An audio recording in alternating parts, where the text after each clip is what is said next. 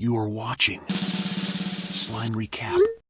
शुरुआत में एक शांत सा शहर दिखाया जाता है जहां मेन कैरेक्टर अपने स्कूटर पर घर लौट रहा होता है। अचानक एक तेज ट्रक उसकी स्कूटर से टकरा जाता है और वो जमीन पर बिखर जाता है। उसके सामान भी चारों तरफ फैल जाते हैं। आसपास के लोग तुरंत इमरजेंसी को कॉल करके एक्सीडेंट की रिपोर्ट देते हैं। सड़क पर पड़े हुए उसके शरीर से खून बहने लगता है। वो आधा मरा हुआ है लेकिन दर्द उसे अभी भी महसूस हो रहा है। उसी हालत में भी उसकी सोच अपने अधूरे पड़े मॉडल किट की तरफ जाती है जिसे पूरा न कर पाने का उसे पछतावा होता है।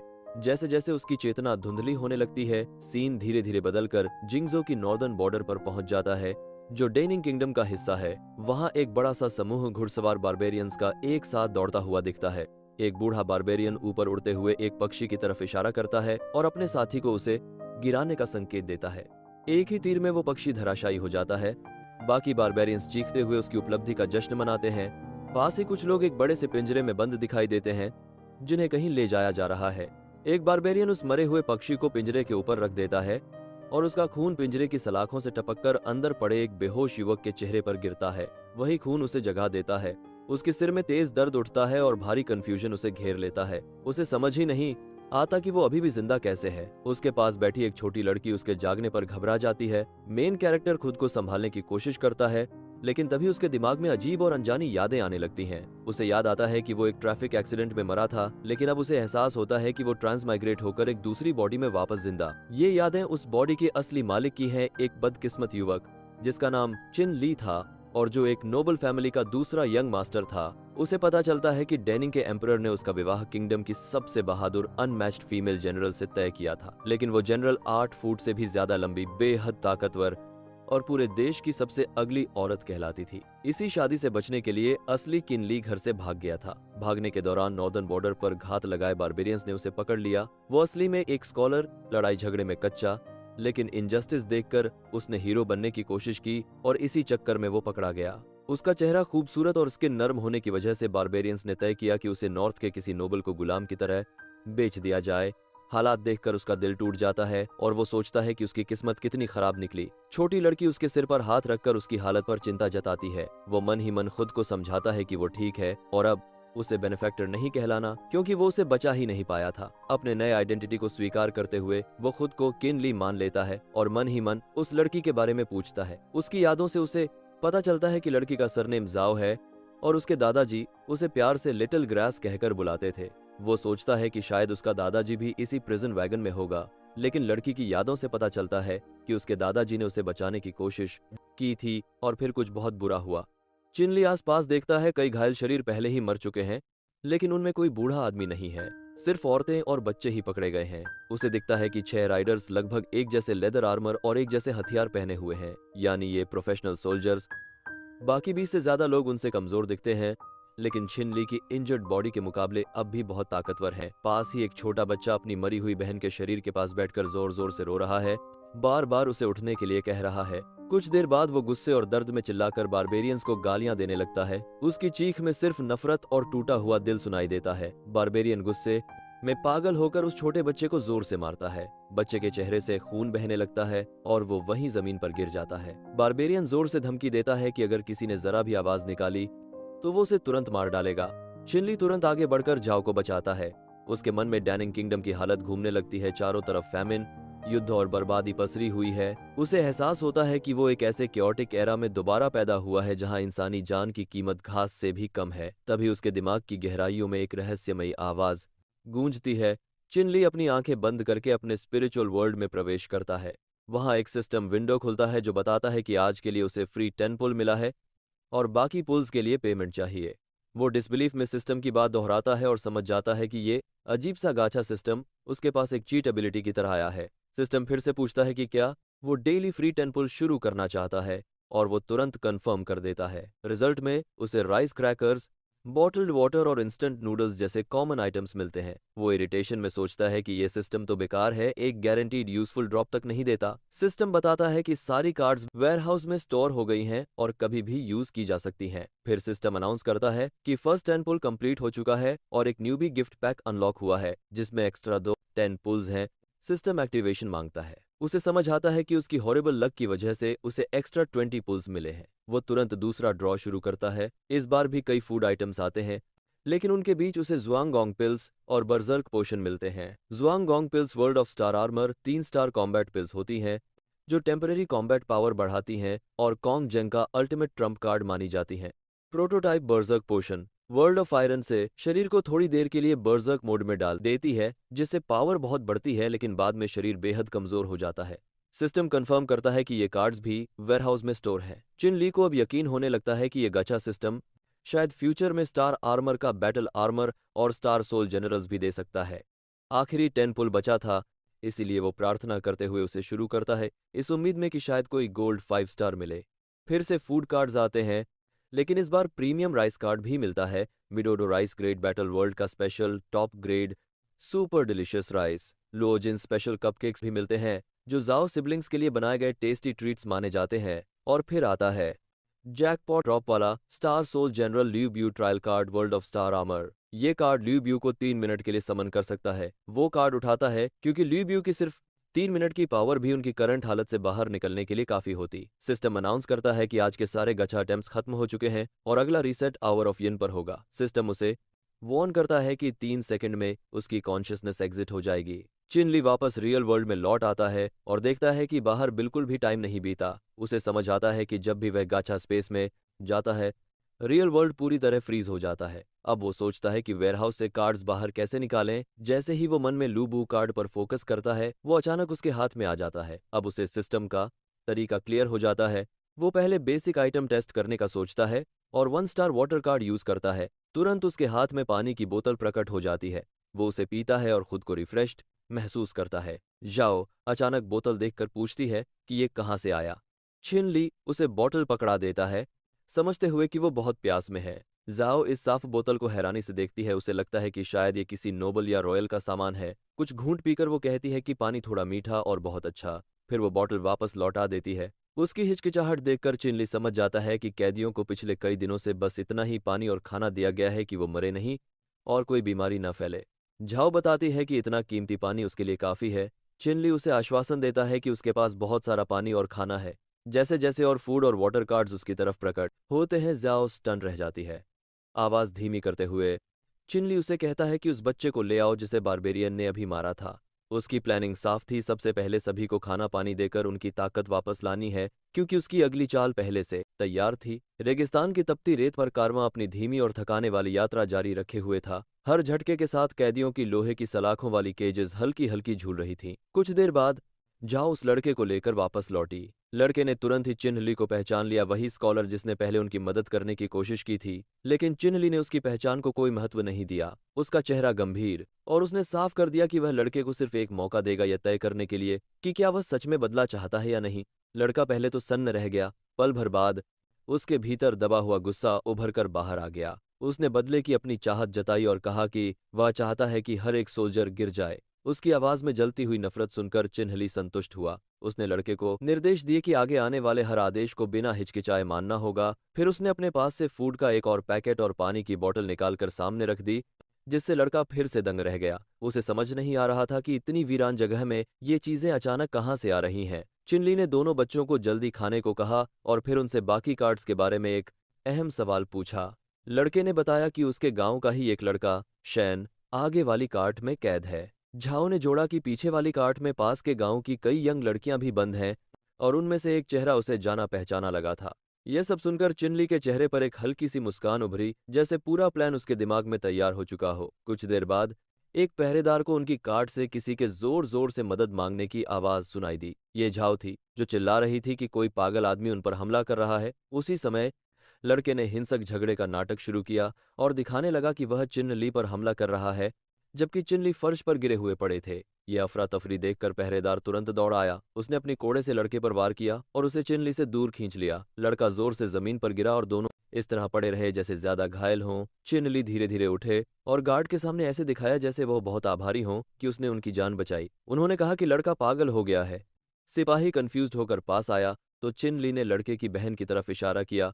उसका शरीर बिल्कुल स्थिर था और कहा कि उसका डेड बॉडी बदबू देने लगी है। अगर ऐसे ही केज में पड़ा रहा तो बीमारी फैल जाएगी। लड़का नाटक जारी रखते हुए चिल्लाने लगा कि उसकी बहन को कोई हाथ नहीं लगाएगा। उसकी भावनात्मक आवाज ने पहरेदार को एक पल के लिए रोक दिया। थोड़ी देर बाद वह बाकी गार्ड्स को बुलाने चला गया। कुछ ही देर में एक उम्रदराज गार्ड आया और चिनली को आदेश दिया कि वह तुरंत लड़की का शरीर केज से बाहर निकाले। चिनली ने घबराए होने का नाटक करते हुए कहा कि यह असंभव है क्योंकि लड़का पागल हो गया है। गार्ड अब झुंझलाहट में ऊंची आवाज में चिल्लाया और तुरंत मानने को कहा। तभी लड़का अपनी बहन के सामने आकर उसे बचाने की कोशिश करता हुआ रोने लगा। चिनली ने उसे हल्का सा इशारा किया कि रुक जाओ। लड़का तुरंत समझ गया और जमीन पर गिरकर जोर जोर से रोने लगा। जैसे ही प्लान का अगला हिस्सा शुरू हुआ, झाओ और एक और कैदी ने लड़की के शरीर को धीरे धीरे उठाया और केज के आगे की तरफ ले गए। बाहर खड़े आर्चर्स किसी भी हरकत पर तीर चलाने के लिए तैयार थे। चिनली का चेहरा ठंडा हो गया। ये उनका क्रिटिकल मोमेंट था। बिना किसी को दिखाए उसने अपने गाचा इन्वेंटरी से एक स्ट्रेंथनिंग कार्ड एक्टिवेट किया। कार्ड उसकी हथेली में एक चमकती हुई छोटी सी पिल बनकर उभरा, जिसे उसने बिना समय गंवाए निगल लिया। गार्ड ने उसकी हरकत देख ली और चिल्लाकर पूछा कि वह क्या कर रहा है। उसी क्षण चिनली के शरीर के चारों ओर सुनहरी एनर्जी फटकर फैल गई। उसकी ताकत अचानक कई गुना बढ़ गई। गार्ड गुस्से से बॉस्ट्रिंग खींचता है और उसे मारने के लिए निशाना साधता है। जैसे ही तीर छोड़ा गया, चिनली की आंखें असामान्य रोशनी से चमक उठीं। जब और तीर छोड़े गए, चिनली ने सिर्फ एक वार किया और हर तीर हवा में ही चकनाचूर होकर गिर गया। सैनिक प्रतिक्रिया भी नहीं कर पाए थे कि चिनली एक उछाल में केज से बाहर कूदे और उनके पीछे आकर उतरे। गार्ड्स हैरान रह गए और एक दूसरे से फुसफुसाने लगे कि शायद वो कोई लेजेंडरी मार्शल मास्टर है। कैप्टन ने जल्दी से होश संभाला और पूरा अटैक का आदेश दे दिया।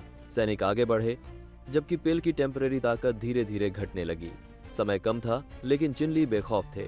उन्होंने अपना असली ट्रम्प कार्ड निकाला, जनरल लू बू का ट्रायल, जिसे वो सिर्फ 3 मिनट तक इस्तेमाल कर सकते थे। जैसे ही सैनिकों ने फ्लेमिंग एरोस का तूफान छोड़ा, चिनली का दिल जोश से धड़क उठा। उन्होंने कार्ड एक्टिवेट किया और अचानक जमीन के नीचे से नीली ऊर्जा का धमाका हुआ। सारी सेना उछलकर दूर जा गिरी। रेगिस्तान में गड़गड़ाहट सी लहर फैल गई। कुछ क्षणों में यह ऊर्जा एक विशालकाय आर्मर्ड फिगर का रूप ले चुकी थी, जनरल लू बू का टावरिंग अवतार।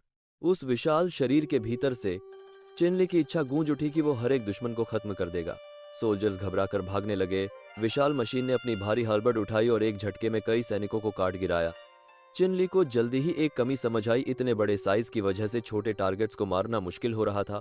तभी एक गार्ड दूर की रेत के टीलों की तरफ भागने लगा। वह मैक इंसानों से कई गुना तेज था। कुछ ही कदमों में उसने दूरी खत्म की और एक जोरदार स्टेप के साथ उस गार्ड को कुचल दिया। केज के अंदर लड़का और झाओ सब कुछ देख रहे थे, पूरी तरह स्तब्ध। लड़के के हाथ कांप रहे थे। उसे लगने लगा कि शायद ये स्कॉलर सच में कोई अमर है। झाओ ने भी विस्मय से उसकी तरफ देखा। उसके दिल में अब पूरा यकीन था कि चिनली स्वर्ग से उतरा हुआ योद्धा है जो उन्हें बचाने आया है। विशाल रोबोट के अंदर खड़े चिनली, जो इस समय जनरल ल्यू बू के रूप में प्रकट हुए थे, पूरी तरह स्थिर खड़े थे। सामने के बर्बर लोग उस ऊंचे डरावने आकार को देखकर दहशत में कांप रहे थे। उनकी हालत ऐसी थी जैसे आसमान का कोई देवता पृथ्वी पर उतर आया हो। उन्हें समझ ही नहीं आ रहा था कि इतनी जबरदस्त शक्ति उन लोगों की रक्षा क्यों कर रही, जिन्हें वे अब तक 2 पैरों वाली भेड़ समझते थे। विशाल रोबोट ने अपनी भारी भरकम हार्बर्ड उठाने की तैयारी की ही थी कि अचानक एक बर्बर सैनिक पीछे से तीर चलाने लगा। वह चिल्ला रहा था कि ये सब सिर्फ सेंट्रल प्लेन्स वालों का भ्रम है, लेकिन रोबोट ने बस उसकी तरफ एक नजर डाली और वह नजर इतनी डरावनी थी कि हमलावर का दिल दहल गया। अगले ही पल एक विशाल हथेली उसके ऊपर गिरी और वो एक कीड़े की तरह कुचलकर खत्म हो गया। बाकी के बर्बर तुरंत मुड़कर भागने लगे, लेकिन रोबोट ने साफ कर दिया कि भागना असंभव है। उसने माउंट ताई क्रशिंग स्ट्राइक छोड़ा। जमीन जोरदार धमाके के साथ फटी, धरती चीर गई और भागते हुए सैनिक उसी पल खत्म हो गए। आर्मर वाले उस विशाल शरीर के अंदर चिनली को महसूस हुआ कि 3 मिनट की शक्ति लगभग खत्म होने वाली है। ऊर्जा खत्म होने से पहले वह तुरंत कैदियों की तरफ मुड़े। उन्होंने एक एक करके सारी केजेस तोड़ डाली और सबको आजाद कर दिया। कैदी जो कुछ देख चुके थे उससे उनका मन भर आया। उन्हें सच में लग रहा था कि कोई देवता अवतरित हुआ है। वे भावुक होकर उसकी तरफ देखते रहे, जैसे उन्हें दूसरी जिंदगी मिल गई हो। इसी बीच किसी ने चेतावनी दी कि कुछ बर्बर घुड़सवार अभी भी जिंदा हैं और अगर वे भाग गए तो जल्दी ही और फौज लेकर लौट आएंगे। चिनली ने तुरंत स्थिति की गंभीरता समझी। उन्हें याद आया कि ल्यूबू के पास एक बो भी होती है। उन्होंने ल्यूबू के हाथ में एक गहरी जादुई ऊर्जा इकट्ठी की और एक जबरदस्त हमला छोड़ा। वॉर इतनी ताकतवर थी कि जमीन फटकर एक विशाल क्रेटर बन गया। अंदर खड़े चिनली खुद हैरान रह गए। उन्होंने जितनी शक्ति लगानी चाहिए थी उससे कई गुना ज्यादा ताकत निकल गई थी। उसी समय सिस्टम की एक विंडो सामने आई। उसमें लिखा था, यह 5 स्टार कार्ड सोल जनरल ल्यूबू है। 3 मिनट की ट्रायल कार्ड का समय समाप्त हो चुका है। अगली बार फिर अनुभव लेने का स्वागत है। जैसे ही कार्ड की शक्ति खत्म हुई, विशाल आर्मर्ड फिगर हवा में गायब हो गया। चिनली अपनी सामान्य अवस्था में लौट आए। गहरी सांस लेते हुए और सोचकर हैरान रह गए कि इतने शक्तिशाली शरीर को संचालित करना कैसा महसूस हुआ। ऐसा लग रहा था जैसे पूरे आसमान के नीचे वे अजय थे। उन्हें देखते ही लड़का और झाओ घबराए हुए उनके पास भागे। झाओ तो सीधे उनकी बाहों में कूद गई। उसकी आंखों में यकीन था कि वह कोई देवता हैं जो स्वर्ग से उतरे हैं। दूसरा बच्चा उनके सामने घुटनों पर गिर गया, अपनी बहन का बदला लेने और उसे बचाने के लिए दिल से धन्यवाद दिया और अपनी पूरी जिंदगी उनकी सेवा करने की कसम खाई। लेकिन चिनली भावनाओं में बहने वालों में से नहीं थे। उन्हें पता था कि यह सही समय नहीं है। इतनी भारी लड़ाई का शोर गुल पास के मुख्य बर्बर कैंप के स्काउट्स को जरूर आकर्षित करेगा। उन्होंने सबको तुरंत यहां से निकलने को कहा। सब तैयारी करने लगे तो चिनली ने हालात का आकलन किया। जो भाग चुके थे उन्हें छोड़कर अब भी 40 से ज्यादा लोग मौजूद थे। सिस्टम से निकला पानी और खाना इतने लोगों के लिए काफी नहीं था। चिनली समझ गए कि वो उतनी ही मदद कर सकते हैं जितनी उनके पास इस समय रिसोर्सेज हैं। चिनली ने सबको चेतावनी दी कि अगर वे लोग चाहते हैं कि बर्बर दोबारा उनका पीछा न करें और उन्हें पूरी तरह खत्म न कर दें, तो किसी भी हाल में सब लोग साथ नहीं रह सकते। उसने सबको अलग अलग दिशाओं में बिखर कर भागने का निर्देश दिया। उसने जोर देकर कहा कि सूरज को दिशा मानकर जितनी जल्दी हो सके दक्षिण की तरफ भागें। झाओ घबराई हुई आवाज में पूछने लगी कि फिर वह कहाँ जाएगा और कहीं वह वापस आसमान वाली दुनिया में तो नहीं चला जाएगा। चिनली ने हल्की कड़वी मुस्कान के साथ कहा कि आसमान वाली दुनिया अब वह ऐसी जगह है जहां वह कभी लौट नहीं सकता। इस सच्चाई का बोझ उसके चेहरे पर उतर आया और उसकी आंखों से आंसू बहने लगे। झाओ ने उसके आंसू पोंछे और उसे दिलासा देने की कोशिश की। उसने मासूमियत से कहा कि अगर वह वापस नहीं जा सकता तो वह उसके साथ हेशान विलेज चलाए। उसने भोलेपन से यह भी कहा कि जब वह बड़ी हो जाएगी तो वह उससे शादी करेगी और उसकी बीवी बनेगी और दोनों के बहुत सारे बच्चे होंगे। चिनली ने अपने आंसू पोंछे। उसे अजीब लगा कि इतनी छोटी सी लड़की इतना आगे का सोच रही है, लेकिन मन ही मन उसने ठान लिया कि जब वह इस दुनिया में आ ही गया है और उसे इतनी पावरफुल चीट एबिलिटी मिली है तो वह इस बर्बर युग को अच्छी तरह हिला देगा। उसने कसम खाई कि इस क्रूर दौर में जहां इंसानी जान की कीमत घास से भी कम है, वो अपनी राह खुद बनाएगा। फिर उसने उस लड़के जिसे सब मंकी बुलाते थे से पूछा कि क्या उसे हेशान विलेज का रास्ता पता है। मंकी ने कहा कि दिशा का अंदाजा है और अगर वे दानिंग के जिंगझोउ पहुंच जाएं तो वह घर वाला रास्ता ढूंढ सकता है। ये सुनकर चिनली ने हेशान विलेज के लोगों को इकट्ठा होने के लिए कहा। भीड़ में से एक 16 साल का लड़का आगे आया, झाओ एरश्योंग। वह ईमानदार, भला और बड़ा खान पान वाला लड़का था। वह घुटनों पर बैठकर अपना परिचय देने लगा। चिनली को लगा कि एरश्योंग नाम उस पर पूरी तरह फिट बैठता है और उसने उसे समूह में शामिल कर लिया। एरश्योंग ने फिर पास खड़ी दो लड़कियों की तरफ इशारा किया। पहली थी झाओ शियुनियान, 16 साल की, जो पहले उसकी पड़ोसन थी और शादी करके किंगशान विलेज में चली गई थी। उसके पति और छोटे बच्चे को बर्बरों ने मार डाला था। दूसरी थी लिन शिंगर, 13 साल की, किंगशान विलेज से ही, जिसके माता पिता और बड़ा भाई भी बर्बरों के हाथों मारे गए थे। एरश्योंग ने उनकी पहचान बताते हुए विनती की कि वे भी साथ चल सकें। शिंगर चुपचाप रो रही थी और उसकी हालत देखकर चिनली का दिल पिघल गया। शियुनियान और शिंगर दोनों आगे झुककर गहरी कृतज्ञता में उसे प्रणाम करने लगीं और कहा कि उनकी जान और बदले के बदले वे जिंदगी भर उसकी दासियां बनकर सेवा करेंगी। चिनली ने शियुनियान के धुंधले चेहरे को देखा और सोचा कि शायद उसने अपना चेहरा खराब इसलिए किया था ताकि बर्बरों की नजर उस पर न पड़े, या फिर वह बदला लेने के मौके का इंतजार कर रही थी। उसने दोनों लड़कियों को उठने के लिए कहा और उन्हें समूह में शामिल कर लिया। लड़कियां फिर से धन्यवाद करने लगीं। फिर चिनली ने पूछा कि क्या हेशान विलेज से सिर्फ यही 3 लोग बचे हैं। झाओ आंसू पोंछते हुए बोली कि दावाप, सांझू और बहन चुन भी उनके साथ पकड़ी गई थीं, लेकिन उन्हें मार मार कर खत्म कर दिया गया। ये बोलते ही वो फिर फूट फूट कर रोने लगी। मंकी आगे आया और उसे सांत्वना देते हुए बोला कि अमर बड़े भाई ने उनका बदला ले लिया है। ये सुनकर चिनली ने फैसला किया कि अब निकलने का समय हो चुका है। उसने सबको चलने के लिए कहा। उसने एरश्योंग को आदेश दिया कि क्योंकि वह सबसे ताकतवर है, वह मंकी की बहन का शरीर अपनी पीठ पर उठा ले। एरश्योंग ने तुरंत हामी भर दी। मंकी फिर रो पड़ा, लेकिन इस बार कृतज्ञता के आंसू थे। वह चिनली का बार बार धन्यवाद करने लगा। सब मिलकर रेगिस्तान में पैदल चलने लगे। कई घंटे बीत गए, सूरज ढल गया और अंधेरा चारों तरफ फैल गया। माहौल काला होते देखकर चिनली ने रुकने का फैसला किया। उसने कहा कि सब पहले थोड़ा पानी पी लें। उसने एक 1 स्टार कार्ड का इस्तेमाल किया और हवा में से एक छोटी कोला ब्रांड की बोतल वाला साफ पानी प्रकट हुआ। एयरशोंग देखकर दंग रह गया। वह बोला कि यह दिव्य शक्ति है और चिन्नली निश्चय ही जादुई शक्तियों वाला अमर गुरु है। चिन्नली के चेहरे पर हल्की मुस्कान आई। उसे लगा कि अफसोस, ठीक खाना नहीं है, वरना बेहतर होता। फिलहाल तो ठंडे पानी में भिगोकर ही इंस्टेंट नूडल्स खाने होंगे। उसने एक और 1 स्टार कार्ड का इस्तेमाल किया और मसालेदार बीफ फ्लेवर वाले इंस्टेंट नूडल्स प्रकट हो गए। उसने पैकेट खोला, मसाला डाला और ठंडे पानी में भिगोकर खाना शुरू किया। अधपके नूडल्स का स्वाद ठीक नहीं था, लेकिन जब इंसान भूख से बेहाल हो तो ऐसा खाना भी किसी रेयर डेलिकेसी जैसा लगता है। फिर उसे याद आया कि उसके साथ 5 और लोग भी हैं। सबकी आंखें नूडल्स की खुशबू पर टिक गई थी, खासकर मंकी, जो उस सुगंध को महसूस करके हैरान था। वह सोच रहा था कि यह कौन सा दिव्य भोजन है जिसकी खुशबू इतनी कमाल की है। चिन्नली ने शांत स्वर में बताया कि ये इंस्टेंट नूडल्स हैं और बोला कि ठंडे पानी में बनी नूडल्स का स्वाद ज्यादा अच्छा नहीं होता। फिर उसने बाकी लोगों को भी चखने के लिए थोड़ा सा देने का प्रस्ताव रखा।